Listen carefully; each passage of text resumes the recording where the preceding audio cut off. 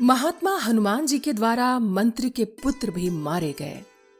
ये जानकर रावण ने भयभीत होने पर भी अपने आकार को प्रयत्नपूर्वक छिपाया और उत्तम बुद्धि का आश्रय ले आगे के कर्तव्य का निश्चय किया। दशग्रीव ने विरूपाक्ष, यूपाक्ष, दुर्धर, प्रघस और भास्कर्ण इन 5 सेनापतियों को, जो बड़े वीर, नीति निपुण, धैर्यवान तथा युद्ध में वायु के समान वेगशाली थे, हनुमान जी को पकड़ने के लिए आज्ञा दी।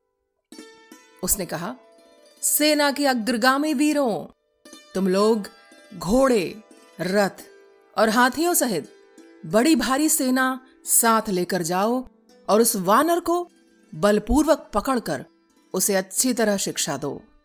उस वनचारी वानर के पास पहुंचकर तुम सब लोगों को सावधान और अत्यंत प्रयत्नशील हो जाना चाहिए तथा काम वही करना चाहिए जो देश और काल के अनुरूप हो। जब मैं उसके अलौकिक कर्म को देखते हुए उसके स्वरूप पर विचार करता हूं, तब वह मुझे वानर नहीं जान पड़ता। वह सर्वथा कोई महान प्राणी है जो महान बल से संपन्न है। यह वानर है, ऐसा समझकर मेरा मन उसकी ओर से विश्वस्त नहीं हो रहा है। यह जैसा प्रसंग उपस्थित है या जैसी बातें चल रही हैं, उन्हें देखते हुए मैं उसे वानर नहीं मानता हूं। संभव है इंद्र ने हम लोगों का विनाश करने के लिए अपने तपोबल से इसकी सृष्टि की हो। मेरी आज्ञा से तुम सब लोगों ने मेरे साथ रहकर नागों सहित यक्षों, गंधर्वों, देवताओं, असुरों और महर्षियों को भी अनेक बार पराजित किया है। अतः वे अवश्य हमारा कुछ अनिष्ट करना चाहेंगे। अतः यह उन्हीं का रचा हुआ प्राणी है, इसमें कोई संदेह नहीं। तुम लोग उसे हठपूर्वक पकड़ कर ले आओ। मेरी सेना के अग्रगामी वीरों, तुम हाथी, घोड़े और रथों सहित बड़ी भारी सेना साथ लेकर जाओ और उस वानर को अच्छी तरह शिक्षा दो। वानर समझकर तुम्हें उसकी अवहेलना नहीं करनी चाहिए, क्योंकि वह धीर और पराक्रमी है। मैंने पहले बड़े बड़े पराक्रमी वानर और भालू देखे हैं, जिनके नाम हैं वाली, सुग्रीव, महाबली जामवान, सेनापति नील तथा विविध आदि अन्य वानर, किंतु उनका वेग ऐसा भयंकर नहीं है और न उनमें ऐसा तेज, पराक्रम, बुद्धि, बल, उत्साह तथा रूप धारण करने की शक्ति ही है। वानर के रूप में यह कोई बड़ा शक्तिशाली जीव प्रकट हुआ है, ऐसा जानना चाहिए। अतः तुम लोग महान प्रयत्न करके उसे कैद करो। भले ही इंद्र सहित देवता, असुर, मनुष्य एवं तीनों लोक उतर आए, वे रणभूमि में तुम्हारे सामने नहीं ठहर सकते।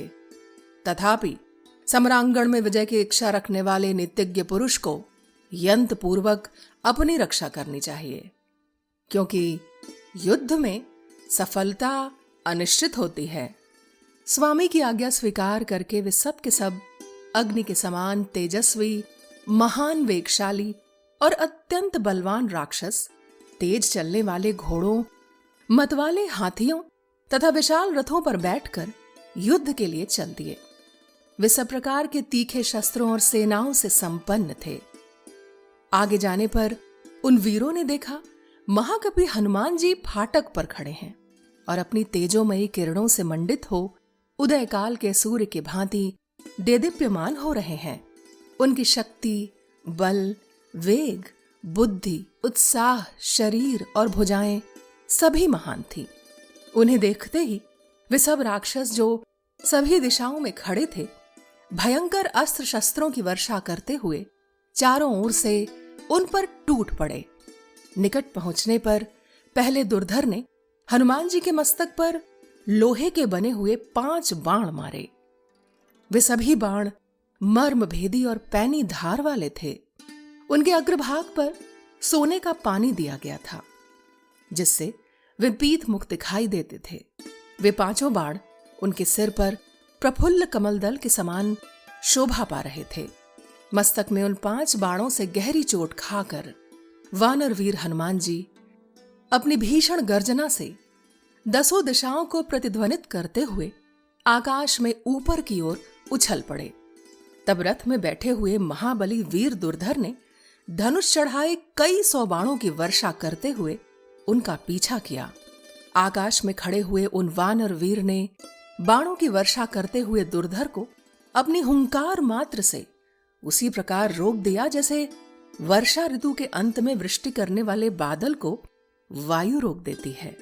जब दुर्धर अपने बाणों से अधिक पीड़ा देने लगा, तब वे परम पराक्रमी पवन कुमार पुनः विकट गर्जना करने और अपने शरीर को बढ़ाने लगे।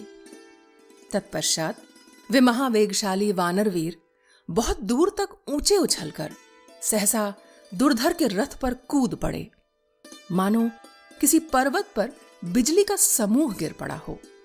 उनके भार से रथ के 8 घोड़ों का कचूमर निकल गया, धूरी और कुबर टूट गए तथा दुर्धर प्राणहीन हो उस रथ को छोड़कर पृथ्वी पर गिर पड़ा। दुर्धर को धाराशायी हुआ देख शत्रुओं का दमन करने वाले दुर्धर्ष वीर विरूपाक्ष और यूपाक्ष को बड़ा क्रोध हुआ। वे दोनों आकाश में उछले। उन दोनों ने सहसा उछलकर निर्मल आकाश में खड़े हुए महाबाहु कपिवर हनुमान जी की छाती में मुद्गरों से प्रहार किया। उन दोनों वेगवान वीरों के वेग को विफल करके महाबली हनुमान जी वेगशाली गरुण के समान पुनः पृथ्वी पर कूद पड़े। वहां वानर शिरोमणि पवन कुमार ने एक साल वृक्ष के पास जाकर उसे उखाड़ लिया और उसी के द्वारा उन दोनों राक्षस वीरों को मार डाला।